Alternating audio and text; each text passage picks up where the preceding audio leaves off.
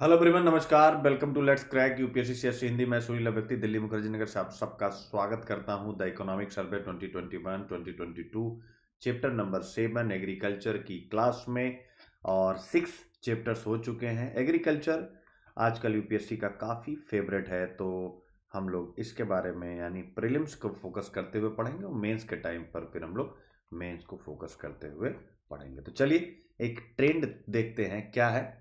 10 pillars of this chapter, यानी इस chapter को पढ़ते समय हमें 10 चीज़ों पर फोकस होना है। सबसे अच्छी बात यही है कि यानी पहले यानी हमें एकदम एक पैटर्न पता लग जाता है कि कैसे चलना है। तो सबसे पहले हमें कृषि में वृद्धि यानी ग्रोथ इन एग्रीकल्चर पर फोकस करना है। फिर हमें एग्रीकल्चर प्रोडक्शन कृषि उत्पादन पर फोकस करना है, क्रॉप डाइवर्सिफिकेशन पर। और ये सब आप देखिए पीटी मेंस इन सब के क्वेश्चन आएंगे। फसल विविधीकरण, क्रॉपिंग पैटर्न मेंस का सिलेबस। फिर न्यूनतम समर्थन मूल्य जिस पर काफ़ी चर्चा है। फिर इसके बाद देखिए पशुपालन और डेयरी यानी इकोनॉमी का आपका मेंस का सिलेबस अभी मैं दिखाऊंगा।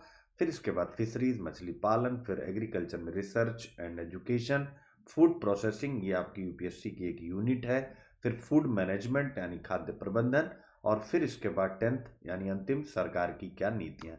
तो आप इसी पैटर्न पर नोट्स बनाइएगा। उसके पहले इंडिया का लार्जेस्ट लर्निंग प्लेटफॉर्म, इंडिया के टॉप एडुकेटर्स के साथ आप अपनी यूपीएससी की जर्नी को यहाँ पूरा कर सकते हैं। ये मेरे बारे में सारी इन्फॉर्मेशन।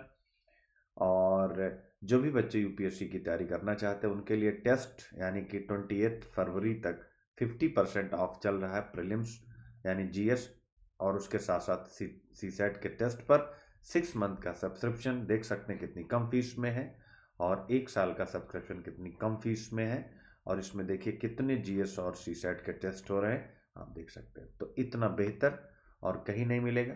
अनअकैडमी का आइकॉनिक सब्सक्रिप्शन, यानी अगर आप कंप्लीट यूपीएससी की तैयारी करना चाहते हैं, पर्सनल मेंटोरशिप है। उसके साथ साथ अगर आप जीएस के लिए तैयारी करना चाहते हैं, प्लस और आइकॉनिक सब्सक्रिप्शन आप ले सकते हैं। अगर आप केवल ऑप्शनल भी पढ़ना चाहते हैं तो आप एडमिशन यहाँ ले सकते हैं, और मुझसे अगर आप पढ़ना चाहते हैं तो हिंदी लिटरेचर आप पढ़ सकते हैं। और ये है 0% interest rate and no processing fees वाला लोन, इसके लिए भी आप अप्लाई करके और उसे प्राप्त कर सकते हैं। चलिए स्टार्ट करते हैं। इकोनॉमिक सर्वे हम क्यों पढ़ते हैं, सिंपल सी एक बात बताई गई है कि यह क्या करता है, इकोनॉमी को एकदम से आपके सामने इकोनॉमी के विभिन्न सेक्टर्स को खोल के रख देता है। सरकारें क्या कर रही हैं उसके बारे में बातचीत करता है, और बिग कॉन्सेप्ट आप सीखते हैं। तो चलिए स्टार्ट करते हैं यानी इकोनॉमिक सर्वे। इस बार की इकोनॉमिक सर्वे की थीम द अजाइल अप्रोच यानी चुस्त दुरुस्त नीति, कृषि एवं खाद्य प्रबंधन। ये सारे चैप्टर आप सारे पार्ट पढ़ने जा रहे हैं। इसी को 10 पिलर्स में यहाँ बांटा गया है, आप देख सकते हैं। और ये सारे 10 पिलर्स आपके मेंस के लिए देखिए कैसे इंपॉर्टेंट है। ये देखिए यूनिट 4 मेंस का मुख्य फसलें देश के विभिन्न भागों में, क्रॉपिंग पैटर्न यानी फसलों का पैटर्न। तो फसलों का विविधीकरण का मतलब ही होता है कि क्रॉपिंग पैटर्न में आपको परिवर्तन लाना है, आप यहाँ पर देख सकते हैं। फिर इसके बाद सिंचाई हो गया, कृषि उत्पाद का भंडारण, परिवहन, विपणन, किसानों की लीड टेक्नोलॉजी, इन सब विषयों पर आप यहाँ पर चर्चा पाएंगे।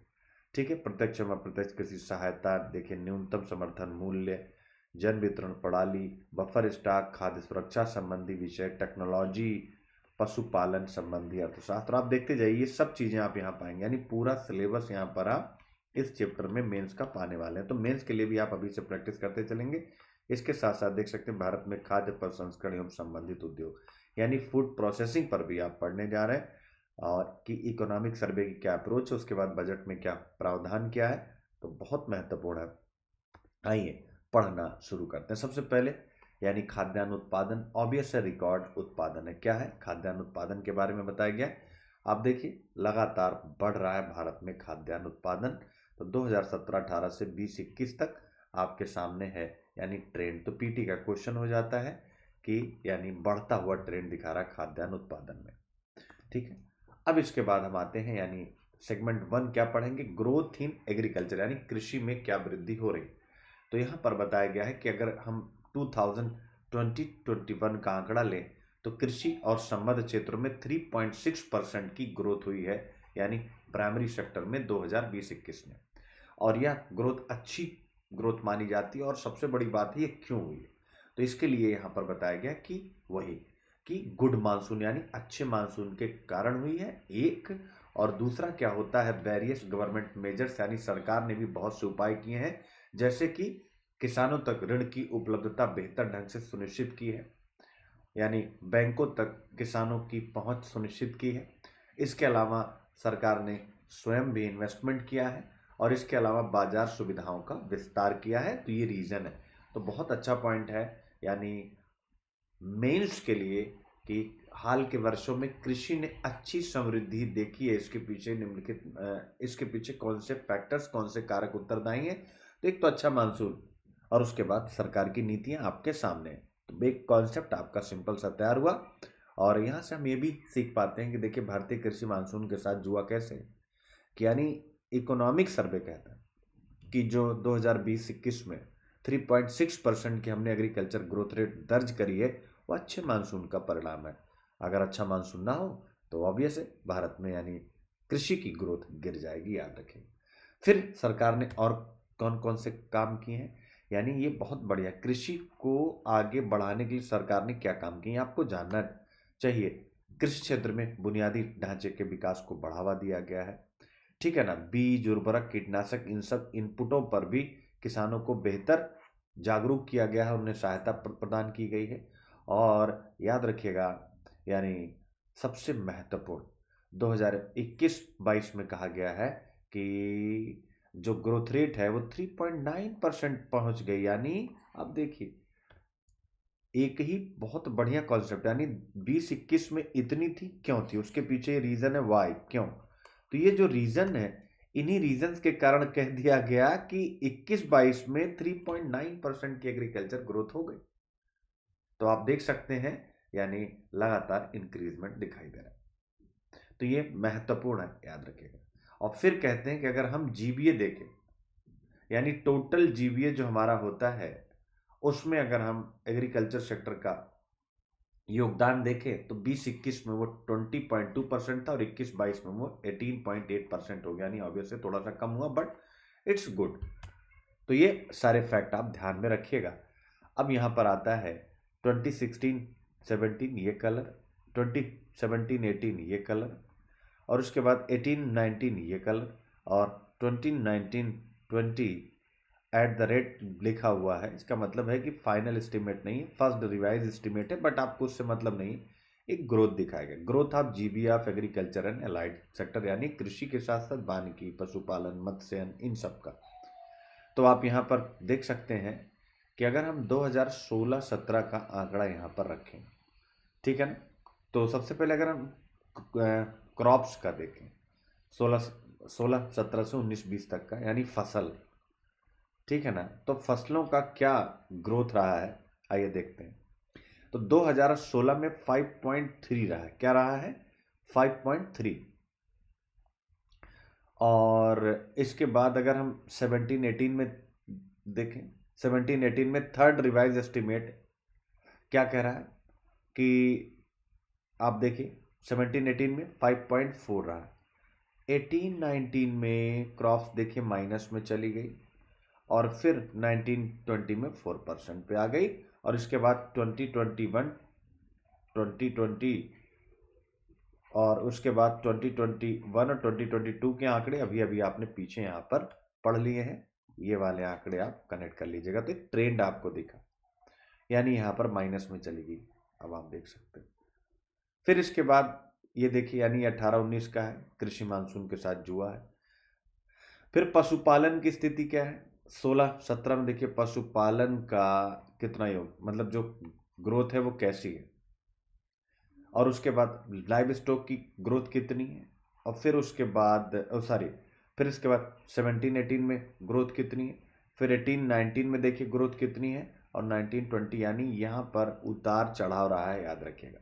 यानी growth of GB of agriculture and allied sector वो क्या रहा है, वो आपका देख सकते हैं पशुपालन में उतार चढ़ाव भरा रहा है। तो ये ट्रेंड पूछता है प्रीलिम्स में, निम्नलिखित कथनों पर विचार कीजिए, और निम्नलिखित कथनों पर विचार कीजिए। उसके बाद आपसे यहाँ पर क्या कर देता है, यानी कि फसलों में 2016-17 से लेकर के 19-20 तक का क्या ट्रेंड रहा है, पशुपालन में क्या ट्रेंड रहा है, फिर फॉरेस्ट्री एंड लॉगिंग में क्या ट्रेंड रहा है। तो आप देखिए, यानी 16-17 में ज़्यादा, फिर थोड़ा सा कम, फिर ज़्यादा, फिर एकदम से कम। फिर फिशिंग देखिए, यानी 16-17 में यहाँ था, फिर 17-18 में यहाँ पहुँच गया, फिर 18-19 में यहाँ पहुँच गया, और फिर देखिए आप यहाँ पहुँच गए। तो यानी यहाँ पर भी ट्रेंड क्या रहा है, गिरावट वाला, यानी ट्रेंड रहा है, आप यहाँ पर देख सकते हैं। तो कहाँ पर गिरावट का ट्रेंड रहा है, कहाँ पर उतार चढ़ाव का ट्रेंड रहा है, ये आपको देखना है। ठीक है, अब आगे बढ़ते हैं। Percentage share of GB of agriculture and allied sector to total GB, यानी टोटल जीबी वर्तमान मूल्यों पर, याद रखिएगा, टोटल जीबीए में जो प्राइमरी सेक्टर का योगदान कितना है, आपको यहाँ पर यह बताया गया, यह डेटा, और इसका ट्रेंड क्या रहा। ये प्रीलिम्स के लिए है, याद रखिएगा, ये ट्रेंड है, यानी क्या रहा। तो इसे पूछ लेगा 2012-13 से लेकर के 21-22 तक, या पूछ लेगा 17-18 से लेकर के 21-22 तक, कुछ भी पूछ सकता है। तो उसमें क्या पूछेगा, percentage share of GB of agriculture and allied sector to total GB क्या है। तो आप देख सकते हैं कुल जीबीए में, कुल सकल मूल्य वर्धन में देश के एग्रीकल्चर और अलाइड सेक्टर का योगदान देखिए 12-13 में कितना था, फिर थोड़ा सा बढ़ा 13-14 में, फिर 14-15 में देखिए थोड़ा सा घटा, फिर 15-16 में थोड़ा और घटा, फिर देखिए 16-17 में थोड़ा बढ़ा, फिर 17-18 में फिर थोड़ा सा बढ़ा, फिर 18-19 में देखिए कम हो गया, 19-20 में थोड़ा सा बढ़ा, फिर 20-21 में थोड़ा सा बढ़ा, और फिर 21-22 में, यानी लगातार उतार और चढ़ाव। तो यूपीएससी प्रश्न में क्या बना देगा कि कुल सकल मूल्य वर्धन में, टोटल जीबीए में, कृषि और उसकी सहायक गतिविधियों का हिस्सा लगातार बढ़ता गया है, लगातार घटता गया। तो आपको पता नहीं भाई उतार चढ़ाव रहा, एक बार ये यहाँ पर ध्यान रख लीजिएगा। अब हम लोग आगे बढ़ते हैं, बी यानी एग्रीकल्चर प्रोडक्शन। तो पहला पार्ट आपका कंप्लीट हो जाता है। अब हम आते हैं कृषि उत्पादन पर। कुल 10 पार्ट में हम लोगों को ये टॉपिक कंप्लीट करना है। दूसरा आता है कृषि उत्पादन। तो पीछे ही हमने देख लिया कि यानी रिकॉर्ड उत्पादन हो रहा है, ध्यान रखिएगा। और इसमें यह कहा गया चावल, गेहूं और मोटे अनाज का उत्पादन क्रमशः 2.7, 2.9 और 4.8% की चक्रवृद्धि वार्षिक वृद्धि दर से बढ़ा। इसका मतलब साल दर साल, यानी अब आप देख सकते हैं 15-16 से 20-21 के दौरान इस प्रकार की चक्रवृद्धि वार्षिक दर से बढ़ा। तो ये डेटा आपको ध्यान में रखने की जरूरत नहीं, इस टाइप से पूछेगा नहीं, याद रखिएगा। हाँ, अब यहाँ पर देखिए ट्रेंड इन एग्रीकल्चर प्रोडक्शन। तो पीटी के लिए बस ट्रेंड पर आप फोकस रहिएगा, ट्रेंड क्या है। तो ये कलर देखिए राइस का हो गया, ये हो गया वीट का, ये हो गया मोटे अनाज का न्यूट्रिएंट कोर्स सीरियल, क्या हो गया, तो ये मोटे अनाज का। तो अब आप यहाँ पर भी सेम इसी प्रकार से ट्रेंड निकालेंगे। आप देख सकते हैं 15-16 में राइस कहाँ पर है, उसके बाद वीट कहाँ पर है, और फिर उसके बाद मोटा अनाज कहाँ पर। 16-17 में देखिए ज़्यादा हो गया, यानी अब यहाँ पर राइस का भी उत्पादन ज़्यादा हो गया, वीट का भी ज़्यादा हो गया, और उसके बाद मोटे अनाज का। 17-18 में देखिए राइस का भी फिर से बढ़ा, और फिर इसके बाद लगभग वीट भी थोड़ा बहुत बढ़ा, और इसके साथ साथ थोड़ा बहुत बढ़ा आपका मोटा अनाज। फिर देखिए राइस बढ़ा, फिर वीट भी थोड़ा सा बढ़ा, और मोटा अनाज लगभग वही वही है। तो इस हिसाब से आप इस ट्रेंड को देख लीजिए। और फिर उसके बाद जो है ये हो गया कुल दालें, फिर कुल 9 ऑयल सीड्स यानी तेल बीज, और फिर उसके बाद ये कलर हो गया कॉटन। इनका ट्रेंड क्या रहा है ये भी आप देख सकते हैं। तो कुल दालें ये कलर हो गया, आप इसको देख लीजिएगा। कुल दालों का क्या सिस्टम है, टोटल 9 ऑयल सीड्स, यानी देखिए ऑयल सीड का प्रोडक्शन लगभग बढ़ा बढ़ा, स्टेगनेंट चल रहा है, और फिर उसके बाद बढ़ा है। तो ये आप यहाँ पर देख लीजिएगा। सेम ऐसे कॉटन का भी, आई होप आप इसको अच्छे से कर लेंगे। ठीक है, अब यहाँ पर एक ये फैक्ट इंपॉर्टेंट है, बाकी आप सरसरी निगाह से पढ़िएगा। भारत में जो ऑयल सीड्स हैं, तिलहन उत्पादन, 9 प्रकार के तिलहन होते हैं, गूगल करके आप इसको देख लीजिएगा। चूंकि एग्रीकल्चर में थोड़ा घुस रहा है, तो जितने भी प्रकार की तिलहन होती हैं, ये आपका होमवर्क मैं दे रहा हूँ, ये आपका होमवर्क है कि आप गूगल करके सभी तिलहन में क्या क्या आप पढ़ेंगे। आपका काम होगा कि हर एक तिलहन के लिए कौन सी मिट्टी चाहिए, ठीक है ना, सॉयल कौन सी चाहिए, फिर उसके बाद उनको टेम्परेचर कैसा चाहिए, उनको रेन कैसी चाहिए, ठीक है ना, तो प्लीज़ उनको क्लाइमेट कैसा चाहिए, ये सारी चीज़ें आप पढ़ लीजिएगा। तो आपका ये ज्योग्राफी वाला पार्ट भी यहीं पर कंप्लीट होगा। ठीक है, बट यहाँ पर देखिए 43% बढ़ा, लेकिन फिर भी भारत को अपने कंजम्पशन को पूरा करने के लिए जो एडिबल ऑयल होते हैं यानी खाद्य तेल होते हैं उनका इंपोर्ट करना पड़ता। तो ये आप यहाँ पे देखें। फिर ऑयल सीड्स का ट्रेंड दिखा रहा है, यानी लगातार आप देखें 1-2 वर्षों की गिरावट के बाद लगभग बढ़ने का ट्रेंड है। तो यहाँ पर भी 11, 12, 12, 13 से 20, 21 तक का ट्रेंड अब आप पिक्चर से आसानी के साथ खुद बना सकते हैं, इसमें बहुत ज़्यादा समय लगाने की ज़रूरत नहीं है। और ये देखिए, अगर आप मिड पॉइंट को मिलाएंगे तो आपको पता लग जाएगा। ठीक है, अब इसके बाद देखिए ये कलर है ऑयल प्रोडक्शन का, ये है ऑयल इंपोर्ट का। अब आप देखिए प्रोडक्शन में हम नीचे हैं और इंपोर्ट में हम ऊपर हैं। तो इसका मतलब है कि ये जो ऑयल है, ये जो उसके कारण से हमारा हमको इंपोर्ट बिल ज़्यादा देना पड़ता है। यह एक कंसर्न वाला विषय है, आप दिमाग में रखिएगा। फिर आते हैं तीसरा पॉइंट, क्रॉप डाइवर्सिफिकेशन यानी फसल विविधीकरण। फसल विविधीकरण होता क्या है? फसल विविधीकरण होता क्या है अगर आप इसको समझते हैं, यानी इसके तहत क्या है, किसके तहत, जैसे मान लीजिए गेहूं, धान, गन्ना भारत का एक प्रसिद्ध क्रॉपिंग पैटर्न है। अब इसकी जगह हम क्या बनाएं, यानी जैसे तिलहन, दलहन, मोटे अनाज, पोषक अनाज, इस प्रकार के फसलों को हम पैदा करें। दैट्स कॉल्ड क्रॉपिंग पैटर्न में बदलाव या फसल विविधीकरण, यानी गेहूं, धान, गन्ना के साथ तिलहन, दलहन, इन सब को भी हम क्या करें, कृषि व्यवस्था के मुख्य सरोकारों के साथ जोड़ दें। तो फसल विविधीकरण ये मेंस के लिए भी है, प्री के लिए भी भाई, कि आपको फसल विविधीकरण की सारी संकल्पना समझनी चाहिए, क्योंकि आपसे पूछ सकता है कि फसल विविधीकरण के बारे में क्या सही है, क्या सही नहीं, समथिंग समथिंग समथिंग। तो फसल विविधीकरण आप देखें, इसे एक उपकरण के रूप में इस्तेमाल किया जा सकता है। कैसे? सतत कृषि को बढ़ावा देने में, यानी एनवायरमेंट फ्रेंडली और आयात निर्भरता में कमी, और इसके साथ साथ किसानों के लिए उच्च आय। कैसे? सतत कृषि को बढ़ावा देने का मतलब होता है कि जैसे आज हमारे यहाँ क्या है, गेहूं, धान और गन्ना आधारित क्रॉपिंग पैटर्न प्रसिद्ध है, ठीक है ना। ये गेहूं, धान और गन्ना, ये तीनों ऐसी फसलें हैं जो जल का बहुत ज़्यादा इस्तेमाल करती हैं। तो जल जहाँ पर भी ये फसलें पैदा की जाती हैं वहाँ भूजल बहुत नीचे चला गया है, तो ऑब्वियस इसका नुकसान तो है ही। इसके अलावा जैसे धान है, ये क्या करता है, ग्रीन हाउस गैस उत्सर्जित करता है, और इसके कारण से कहीं ना कहीं क्लाइमेट चेंज पर भी असर पड़ता है। तो ऐसे में अगर हम इस धान को बदल दें, गेहूं को बदल दें, गन्ने को बदल दें नई फसलों के साथ, जैसे दलहनी तिलहनी फसलों के साथ, तो ऑब्वियस उसी को बोला जा रहा है सतत कृषि को बढ़ावा देगा, सस्टेनेबल एग्रीकल्चर को बढ़ावा देगा। तो ये पीटी का क्वेश्चन भी है और मेंस के लिए कॉन्सेप्ट भी है कि सस्टेनेबल एग्रीकल्चर से क्या तात्पर्य है, तो जो मैंने आपको बताया। दूसरा कह रहा है आयात निर्भरता में कमी। आज हम अगर देखें तो हम खाद्य तेलों का एक बहुत बड़ा हिस्सा आयात कर रहे हैं, जो हमारी विदेशी मुद्रा का एक बड़ा हिस्सा कंज्यूम कर रहा है। तो ऐसे में अगर हम खाद्य तेल देश में ही पैदा करें विस्तृत रूप से, तो ऑब्वियस है आयात निर्भरता में कमी आएगी। और आपने देखा भी होगा कि पॉम ऑयल की पॉलिसी भारत सरकार ने इस उद्देश्य से प्रारंभ करी, जो आप बजट में पढ़ेंगे। किसानों के लिए उच्च आय, ऑब्वियस है उनकी इनकम बढ़ेगी।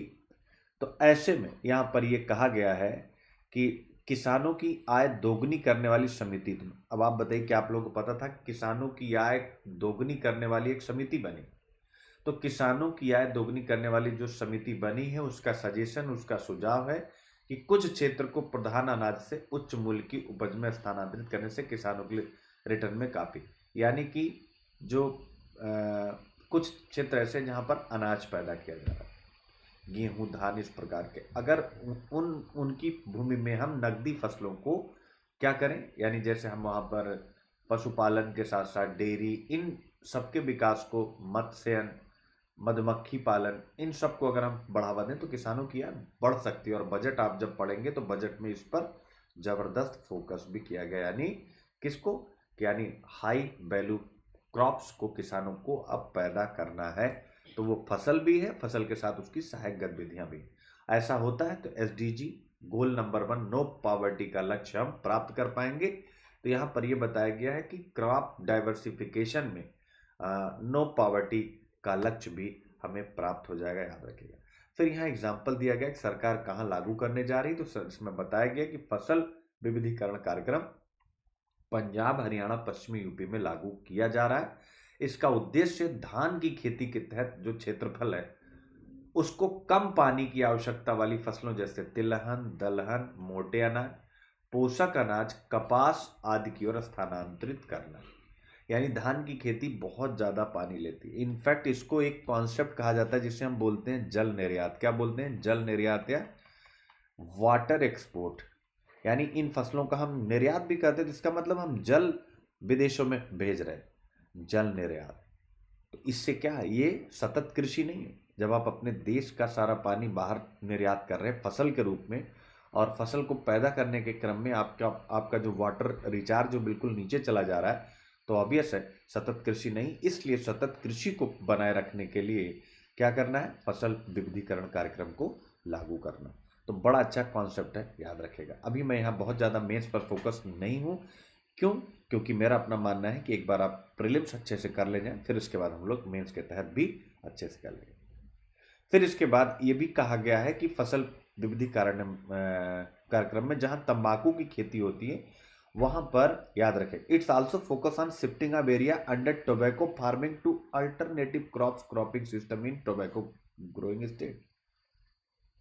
यानी तंबाकू की खेती जहां हो रही वहां पर भी कुछ नई फसलों को पैदा किया जाएगा। तो ये हो गया आपका एक पार्ट। आई होप आप समझ गए। अब यहां पर एक क्वेश्चन उठाया गया है, does MSP stall crop diversification? यानी क्या जो एमएसपी है वह कृषि विविधीकरण को भंग कर रहा है? भंग करने का मतलब है क्या उसको नुकसान पहुंचा रहा है? यानी क्या मिनिमम सपोर्ट प्राइस के कारण भारत में क्रॉप डाइवर्सिफिकेशन नहीं हो पा रहा है? आप इस पर विचार करिए, थिंक बिगर। तो अब इस पर आप विचार करिए। बिल्कुल भाई, धान और गेहूं एक प्रकार से गारंटी युक्त, और इसके साथ साथ गन्ना के लिए अलग से। तो धान, गेहूं और गन्ना की जो कीमत है वो बहुत बेहतर मिलती है, समय पर मिलती है। बेचने का सरकार का खरीदने का जो प्रोक्योरमेंट सिस्टम वो बहुत मजबूत है। तो ऐसे में जो है, जो एफआरपी गन्ने के लिए निर्धारित की जाती है, एमएसपी धान और गेहूं के लिए, तो किसानों को सीधा उसका एडवांटेज मिलता है। तो जिन फसलों में ताम झाम नहीं है, सीधा एडवांटेज मिलेगा, ऑब्वियस है किसान उसी को पैदा करेगा। तो एमएसपी को कुछ विचारक हैं जो एमएसपी को का समर्थन नहीं करते, वो मानते हैं कि क्रॉप डाइवर्सिफिकेशन इसीलिए नहीं हो पा रहा बिकॉज ऑफ द एमएसपी, कि किसानों को एक गारंटी है, धान, गेहूं, गन्ना पैदा करिए, ठीक है, और उसके साथ आप क्या करिए, उचित कीमत प्राप्त करिए, ठीक है। अब इसके बाद आते हैं क्या क्या रिकमेंडेशन किया गया है, याद रखिएगा। इकोनॉमिक सर्वे 21-22 में एग्रीकल्चर और फूड मैनेजमेंट को लेकर के, तो इसको प्लीज अच्छे से पढ़िएगा। यानी यह भी अपने आप में क्वेश्चन है, मेंस के लिए कॉन्सेप्ट है कि क्या क्या क्रॉप डाइवर्सिफिकेशन के लिए इकोनॉमिक सर्वे में क्या क्या कहा गया। ये कहा गया है कि एनिमल हस्बेंड्री, डेयरिंग और फिशरीज, इन तीनों यानी डेयरी, मत्स्यन और पशुपालन को क्या करना है, इन आर्थिक गतिविधियों को बढ़ावा देना है। यानी कृषि से इस क्षेत्र में फोकस करना है, और बजट इसको पूरा धारण भी करता है, याद रखें। इसके अलावा बड़ा अच्छा कहा गया कि जो स्मॉल और मार्जिनल फार्मर है, यानी लगभग 86% हिंदुस्तान के किसान हैं, तो उनके भूखंड छोटे हैं। तो हम स्मॉल होल्डिंग फार्म टेक्नोलॉजी बनाए, यानी कि जो बड़े किसान टेक्नोलॉजी यूज कर रहे हैं वो उनके काम के नहीं। जैसे मान लीजिए कि हम खेतों में इस प्रकार की टेक्नोलॉजी डेवलप करें कि जुताई छोटे छोटे खेतों में बेहतर हो जाए, सस्ते में वो मशीनें आ जाए। यानी पंजाब, हरियाणा, पश्चिमी उत्तर प्रदेश का किसान बड़ी मशीनें रख सकता है, लेकिन अन्य शेष भारत का कैसे रख सकता है? तो सिंपल सी बात है, हम ऐसी टेक्नोलॉजी बनाएं, चाहे इनपुट के लिए, चाहे जो है उसको उस इनपुट के द्वारा तैयार आउटपुट को मार्केट में बेचने के लिए। तो ये सारी बात है इसके अलावा।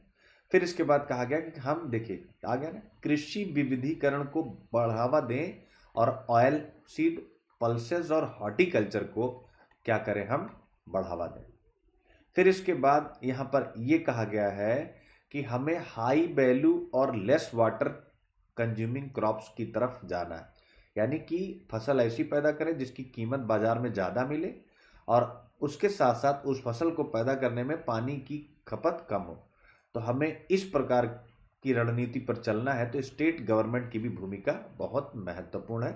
तो ये सारी बातें हैं कृषि विविधीकरण और किसानी के लिए क्या बेहतर हो सकता है उस बारे में। अब हम आते हैं अगला पॉइंट डी यानी प्राइस पॉलिसी यानी मिनिमम सपोर्ट प्राइस। तो भाई ये तो यूपीएससी का फेवरेट ही हो चुका है। होता क्या है, यानी सरकार कृषि लागत और मूल्य आयोग की सिफारिशों पर 22 कृषि फसलों का एमएसपी तय करती है। अब यहाँ घबराइएगा नहीं, सर्वे में 22 है, इंडिया में 23 है, तो आप पढ़े रहिएगा, जैसा भी जहाँ जिक्र आएगा उसी हिसाब से इसको कर दीजिएगा। एमएसपी की सिफारिश कौन करता है? सीएसीपी यानी कृषि लागत एवं मूल्य आयोग।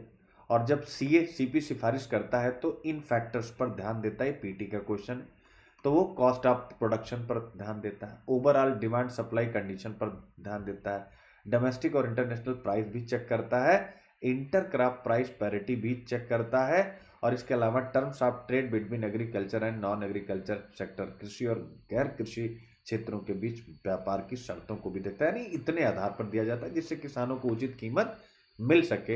याद रखिएगा, क्या मिल सके? किसानों को।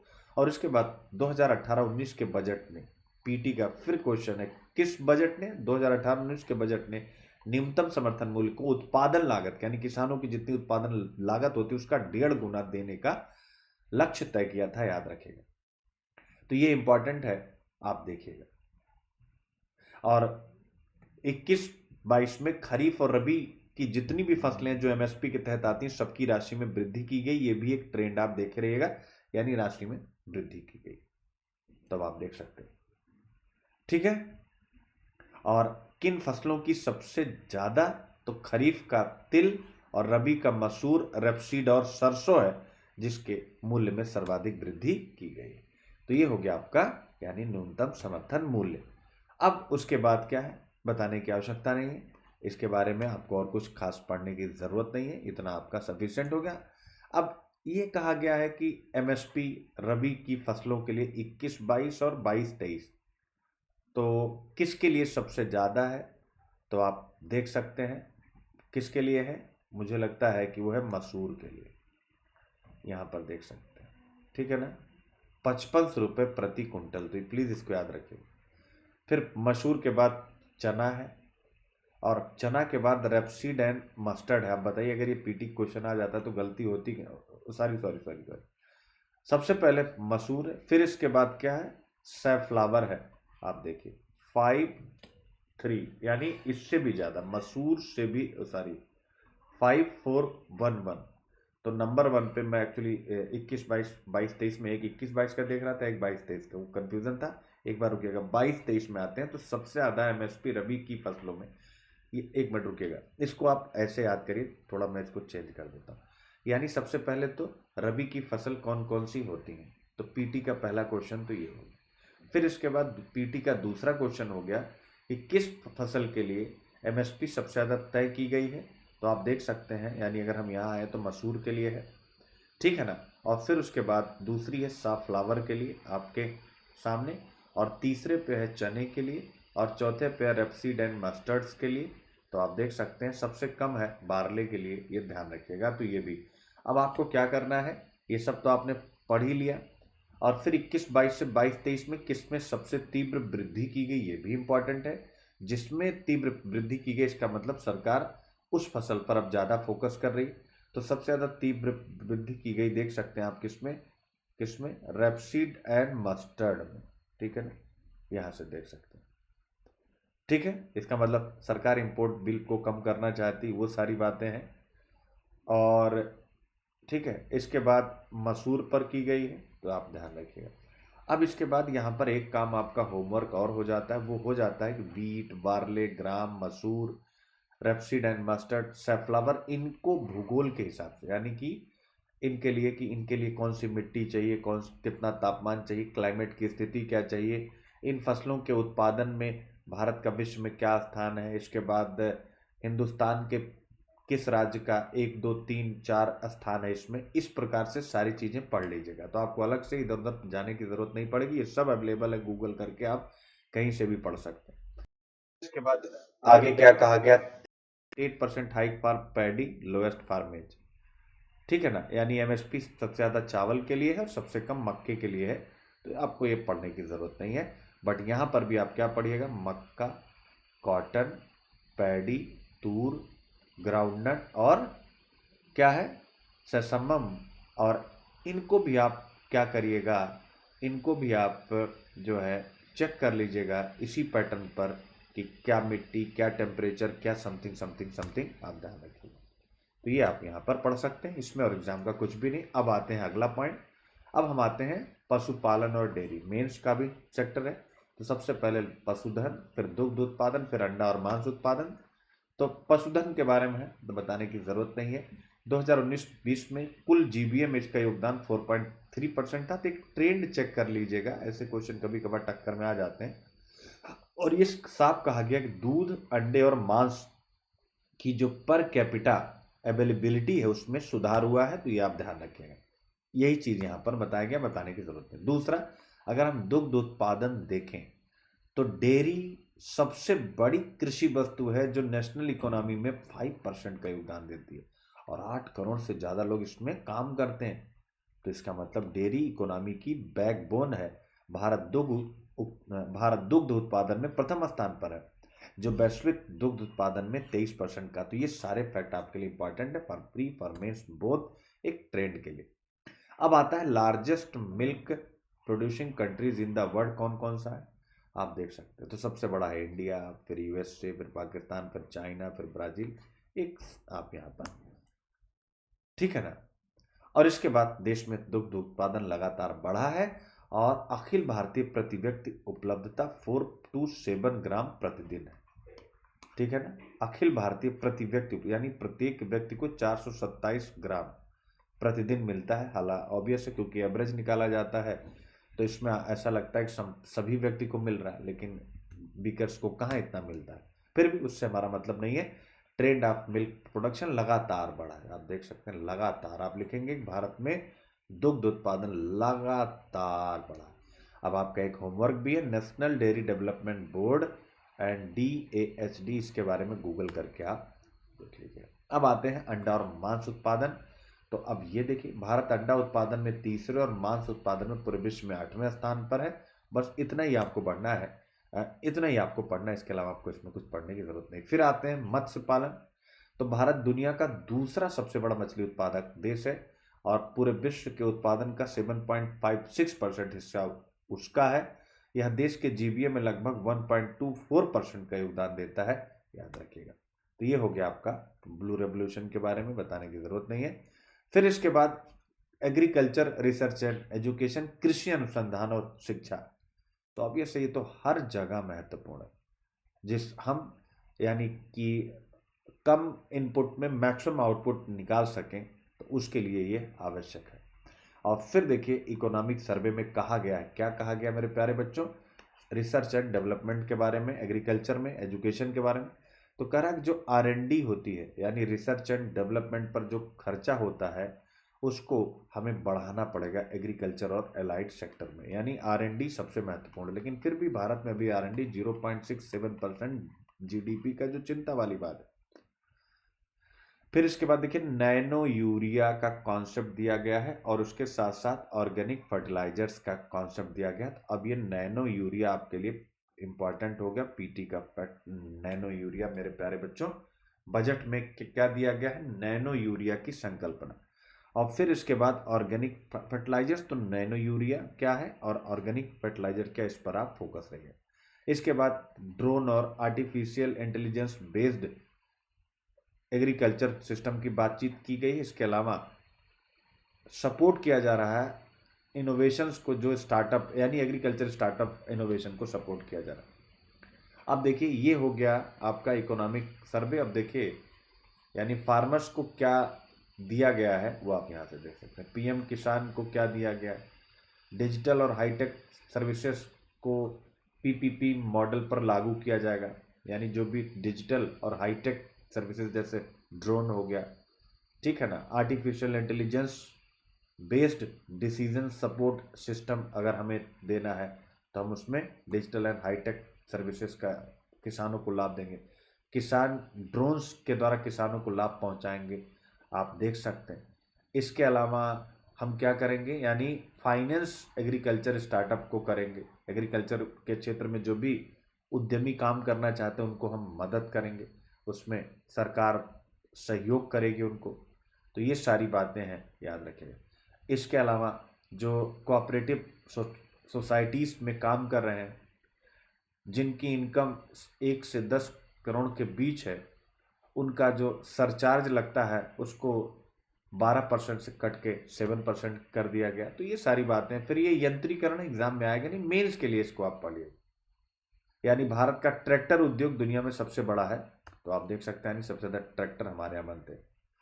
ठीक है, तो सबसे ज़्यादा ट्रैक्टर कहाँ बनते हैं, अब आप देखिए यूपी, मध्य प्रदेश, राजस्थान। तो आप डायग्राम देख करके, हालांकि आएगा नहीं, मैं पहले बता रहा हूँ, बट लगा हुआ है, तो आप एक बार इसको पढ़ लीजिएगा। ठीक है ना, 17%, 12% से, मतलब बताने की जरूरत नहीं कि इसका कितना परसेंट है, बहुत इजीली है, वो आप कर सकते हैं। कृषि में अनुसंधान एवं विकास की बताने की जरूरत है।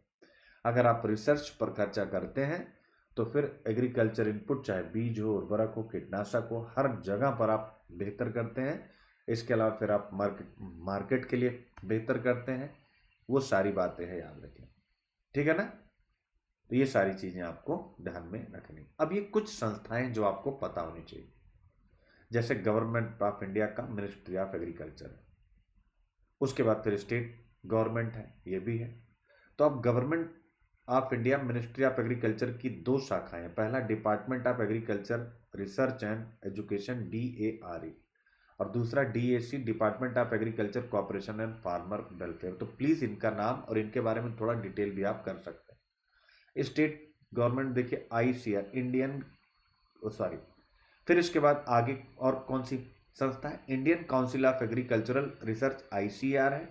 फिर है स्टेट एग्रीकल्चर यूनिवर्सिटीज़ हैं, डीम्ड यूनिवर्सिटीज़ हैं, यूनिवर्सिटीज़ विद एग्रीकल्चर फैसिलिटीज़ हैं, और कृषि विज्ञान केंद्र हैं। तो जो पीटी के लिए पढ़ना है, कृषि विज्ञान केंद्र पढ़ना है, याद रखिएगा, और ये पढ़ना है, ये पढ़ना है, ये पढ़ना है। इसके अलावा आपको कुछ नहीं पढ़ना है, पीटी के लिए केवल पढ़ रहे हैं। फिर देखिए अगला टॉपिक आता है फूड प्रोसेसिंग, सिलेबस का पार्ट है, बट इसमें देखिए पिछले 5 वर्षों के दौरान यह एकदम 11.18%, यानी लगभग एक समान दर से बढ़ रहा है। और एक और फैक्ट है, FDI में 100%, सॉरी, फूड प्रोसेसिंग इंडस्ट्री में 100% FDI आप कर सकते हैं। तो ये महत्वपूर्ण है, ठीक है ना, ये महत्वपूर्ण है, यहां पर आप देख सकते हैं। ठीक है, अब ये कुछ जैसे स्टेट वाइज फूड प्रोसेसिंग में किसका सबसे ज्यादा हिस्सा है, महाराष्ट्र का, फिर तमिलनाडु का, फिर कर्नाटका का, फिर उत्तर प्रदेश का, फिर गुजरात का। तो पीटी के लिए पढ़ लीजिए। ठीक है, अब फूड प्रोसेसिंग में कौन कौन से क्षेत्र आते हैं, वो बहुत महत्वपूर्ण है। तो देख सकते हैं 40 हो गए cereals, grains and oil seeds, 32 हो गए पैकेज्ड फूड, 15 हो गए डेयरी, 6 हो गया बिवरेज, और 5 हो गया मीट एंड मरीन प्रोडक्ट, और 2% हो गया फ्रूट्स एंड वेजिटेबल्स। तो देखिए फ्रूट एंड वेजिटेबल्स किसका बहुत कम है। तो इसको अगर आप पढ़े रहेंगे और आपके सिलेबस का पार्ट है, अगर आप देखेंगे फूड प्रोसेसिंग इंडस्ट्री के बारे में आपको पढ़ना ही पढ़ना है। आपकी GS प्रश्न पत्र 3 मेंस की यूनिट आप अगर 6 देखेंगे तो ये सारी डेटा आपकी बड़ी मदद करेंगे, याद रखें। ठीक है, तो ये बहुत महत्वपूर्ण है और बहुत तेजी के साथ ये ग्रो भी कर रहा है, याद रखिए। ये वाला आपको देखने की जरूरत नहीं, क्योंकि कंफ्यूज करेंगे तो मतलब नहीं।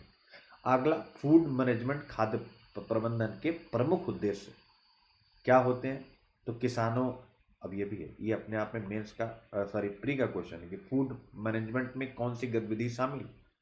तो यही, किसानों से लाभकारी मूल्य पर खाद्यान्न की खरीद करना, उपभोक्ताओं को सस्ती कीमतों पर खाद्यान्न का वितरण करना, और खाद्य सुरक्षा और मूल्य स्थिरता के लिए खाद्य बफर स्टॉक का रखरखाव करना, आप ध्यान रख सकते हैं। क्लियर हो गया बच्चे? ठीक है, तो बस याद रखें आप, यही इतना है फूड कॉर्पोरेशन ऑफ इंडिया के बारे में आप पढ़ सकते हैं। ठीक है, अब इसके बाद आता है the instrument used are procurement at MSP from farmers and sale at central issue price under the targeted public distribution system. अब यानी लक्षित सार्वजनिक वितरण प्रणाली के अंतर्गत किसानों से एमएसपी की खरीद की जाती है और उसे केंद्रीय निर्गम मूल्य पर बेचा जाता है, याद रखिए। और इसके लिए जो नोडल एजेंसी है वो फूड कॉर्पोरेशन ऑफ इंडिया, यानी जिनका आपने अभी पिक्चर देखा है। तो ये आप याद रखिएगा पीटी का क्वेश्चन, कि जो टीपीडीएस है उसके लिए नोडल एजेंसी आप देख सकते हैं भारतीय खाद्यान्न निगम है। ये फैक्ट आप दिमाग में रखिएगा। इसके बाद खाद्यान्न का वितरण कैसे किया जाता है, तो राष्ट्रीय खाद्य सुरक्षा अधिनियम 2013 और भारत की अन्य कल्याणकारी योजनाओं के तहत किया जाता है। यह फैक्ट था। अब आते हैं कृषि क्षेत्र में सरकार ने क्या क्या पहल की है, तो आप देख सकते हैं एमएसपी की पहल की है, वो हम लोगों ने पीछे डिस्कस कर लिया है। One nation one ration card है। एथेनॉल ब्लेंडेड विद पेट्रोल, यानी एथेनॉल को पेट्रोल के साथ मिलाया जा रहा है। उर्वरक सब्सिडी पर सरकार ने काम किया है। अब आते हैं मिनिमम सपोर्ट प्राइस, न्यूनतम समर्थन मूल्य। इस पर पहले अभी हम लोगों ने चर्चा कर ली है। One nation one ration card अब आप देख सकते हैं, यानी इसे लॉन्च किया गया है किस स्कीम के under, integrated management of public distribution system. ये नाम आप याद करेगा, यानी सार्वजनिक वितरण प्रणाली का एकीकृत प्रबंधन योजना के तहत लॉन्च किया गया। ये पीटी फैक्ट है, क्या आपको पता था? यानी ये पीटी का प्रश्न आ सकता है कि one nation one ration card के बारे में निम्नलिखित में से कौन सा से सही है, तो वहां पर आप तैयार रहिएगा इस प्रश्न का मुकाबला करने के लिए, ठीक है ना। यानी कि जो किसके लिए आया, जो माइग्रेटरी बेनिफिशरीज है, यानी आप बिहार के रहने वाले हैं और मुंबई में आप जॉब कर रहे हैं, तो वह अपने बिहार वाले राशन कार्ड का ही उपयोग करके वहां मुंबई में अपनी पसंद की किसी भी उचित मूल्य की दुकान, फेयर प्राइस शॉप से अपनी खाद्य सुरक्षा प्राप्त करने में सक्षम होंगे। एक राष्ट्र एक राशन कार्ड, याद रखिएगा, ठीक है। तो बस यहां पर ये देखना है, ठीक है ना। और जो उचित फेयर प्राइस शॉप होगी वो क्या करेगी, यानी वो बायोमेट्रिक आधार प्रमाणीकरण के द्वारा क्या करेगा, आपका प्रमाणीकरण करेगा। उसके बाद आपको आपका जो भी खाद्यान्न है वो उपलब्ध करा दिया जाएगा, ठीक है ना। तो ये सारी बातें हैं, याद रखिएगा। तो बस मजेदार है ये one nation one ration card, यहां से आप देख सकते हैं। फिर इसके बाद आते हैं अगला, एथेनॉल मिश्रित petrol, ethanol blended with petrol programme. तो 2025 तक, ये पीटी के लिए डेट याद रखिएगा, इथेनॉल को पेट्रोल के साथ मिलाने के लिए 20% एथेनॉल सम्मिश्रण लक्ष्य निर्धारित किया है। अब आप देख सकते हैं। और 2022 तक 10% का लक्ष्य प्राप्त कर लिया जाएगा, तो आप यहां पर देख सकते हैं, ठीक है। तो ये सारी बातें हैं जो आप यहां पर देख सकते हैं, ठीक है। तो ये आप यहां पर देखें। इन लक्ष्यों को प्राप्त करने के लिए सरकार ने विभिन्न फीड स्टॉक से इथेनॉल के उत्पादन की अनुमति दी। यानी अब कहा गया कि भाई फीड स्टॉक का मतलब क्या होता है, गन्ने का रस, चाशनी, चीनी, ये सारी चीजें जो भी क्षतिग्रस्त खाद्यान्न शामिल होते हैं उनको फीड स्टॉक के रूप में लिया जाता है, ध्यान रखिए। और भारत 2025 तक अपने लक्ष्य को प्राप्त करेगा। इतना ही पढ़ने की जरूरत है, याद रखें, इसमें और डीपली जाने की जरूरत नहीं है। अब हम लोग यहां से आगे बढ़ते हैं, यानी अगला फर्टिलाइजर उर्वरक सब्सिडी के रूप में सरकार ने क्या किया है, तो बताने की जरूरत नहीं है, ठीक है। Urea is being provided at a statutory notified MRP, यानी वैधानिक रूप से अधिसूचित एमआरपी पर यूरिया उपलब्ध कराया जा रहा है। एक पॉइंट बस आपको ध्यान रखिएगा, यानी कानूनी रूप से मिलता है, याद रखिएगा। तो ये आपको पढ़ने की जरूरत नहीं, ये सब पूछेगा नहीं। अंत में आ जाता है निष्कर्ष, तो भाई ऑब्वियस है, कृषि ने इकोनॉमिक सर्वे के अनुसार कोविड-19 में बी शेप की रिकवरी में महत्वपूर्ण भूमिका निभाई है। इस दृश्य से यह महत्वपूर्ण क्षेत्र है, इस पर काम करने की आवश्यकता है और आपको हमको पीटी के लिए काम करने की आवश्यकता है। तो यहाँ पर आपने पढ़ा एग्रीकल्चर पर, जो भी था उसके साथ जो मैंने जोड़ करके पढ़ने की बात करी, आप उन सबको पढ़िए। उम्मीद करता हूँ कि हम लोग इसको बहुत अच्छे से और आगे करेंगे। यानी अभी जब रिवीजन के कार्यक्रम में आऊँगा तो इसमें केवल और केवल टर्मिनोलॉजीज और स्कीम को लेकर के आऊँगा, यानी बजट और इकोनॉमिक सर्वे को ब्लेंड करूंगा, ये ध्यान रखिएगा। थैंक यू सो मच, जय Hind, let's correct, God bless everyone.